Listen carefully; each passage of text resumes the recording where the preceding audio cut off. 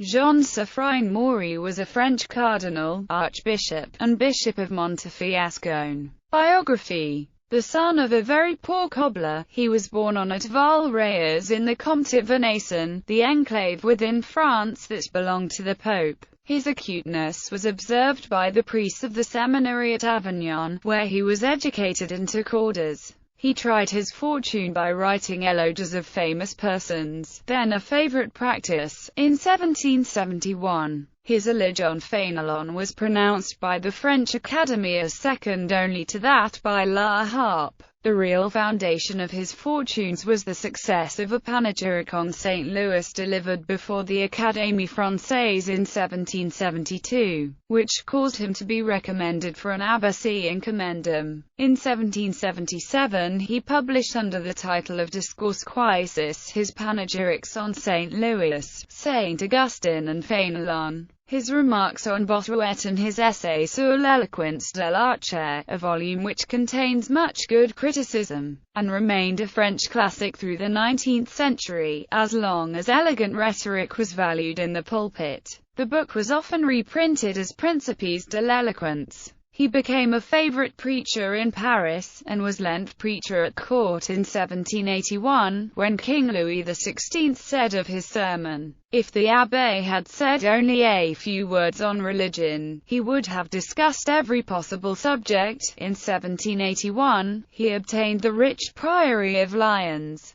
near Prague, and in 1785 he was elected to the Académie Française as La France de Pompignan's successor. His morals were as loose as those of his great rival Mirabeau, but he was famed in Paris for his wit and gaiety. He was elected a member of the Estates General of 1789 by the clergy of the bailliage of Péronne, proving from the first to be the most able and persevering defender of the ancient regime. It is said that he attempted to emigrate both in July and in October 1789, but after that time, deserted by nearly all his friends, he decided to remain in France. In the National Constituent Assembly he took an active part in every important debate, combating with especial vigor the alienation of the property of the clergy. His life was often in danger, but his ready wit always saved it, and it was said that one bon mot would preserve him for a month. When he did emigrate in 1792, he found himself regarded as a martyr to the Church and the King, and was at once named Archbishop in partibus, extra nuncio to the Diet at Frankfurt, and, in 1794, Cardinal. He was finally made Bishop of Montefiascone in Italy, where he settled down briefly, but in 1798 the French drove him from his retreat,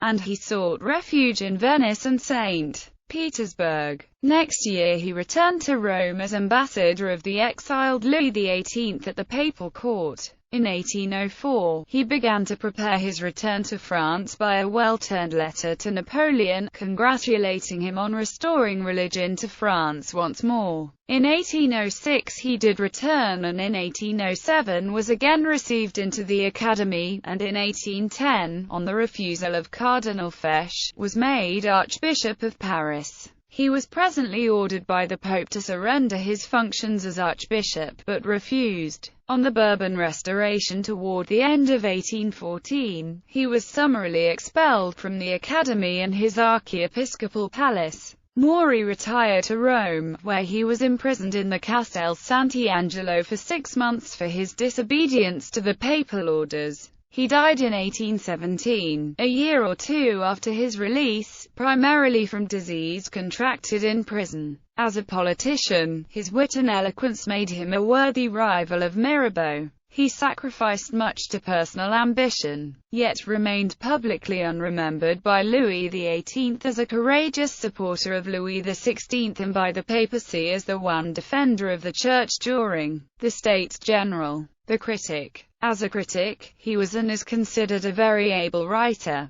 Saint Beuve gives him the credit of discovering Father Jacques Bridane and of giving Bossuet to his rightful place as a preacher above Massillon.